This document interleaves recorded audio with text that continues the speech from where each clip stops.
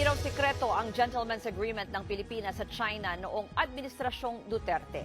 Yan ang giniit ng Embahada ng China at nasabihan din daw nila ang kasalukuyang administrasyon tungkol dito.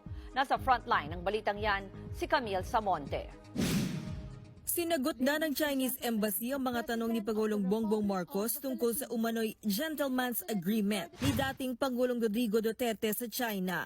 Ayon sa embahada, ang gentleman's agreement ay tungkol umano sa pangangasiwa ng sitwasyon sa Ayungin Shoal, pagpapanatili ng kapayapaan at para maiwasan ang anumang gulo. Wala raw itong kinalaman sa soberanya ng dalawang bansa. Hindi rin daw ito sikreto dahil nagtulungan ang mga ahensya ng parehong bansa na mabuo ang kasunduan. Nasabihan din daw nila ang kasalukuyang administrasyon ng Pilipinas tungkol dito.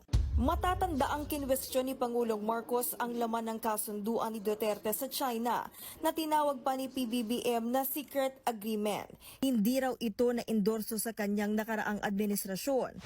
Una nang sinabi ni dating Pangulong Duterte na may napag-usapan nga sila ni Chinese President Xi Jinping tungkol sa paghahatid ng supply sa nakasadsad na BRP Sierra Madre sa Ayungin Shoal. Pero wala raw gentleman's agreement. Status quo lang daw ang kanilang napagkasunduan.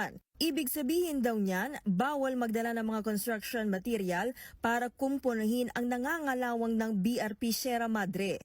Sa gitna niyan, nagbabala ang Foreign Ministry ng China sa gaganaping balikatan exercise ng Pilipinas at Amerika.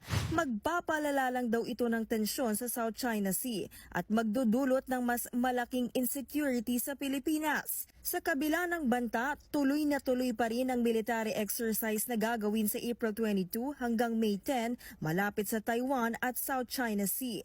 Kabilang sa mga susubukan dyan ang Mid-Range Capability Missile System ng US Army. Sa una ring pagkakataon, lalahok sa pagsasanay ang Philippine at US Coast Guards pati na ang French Navy. Nagbabalita mula sa Frontline, Camille Samonte, News 5.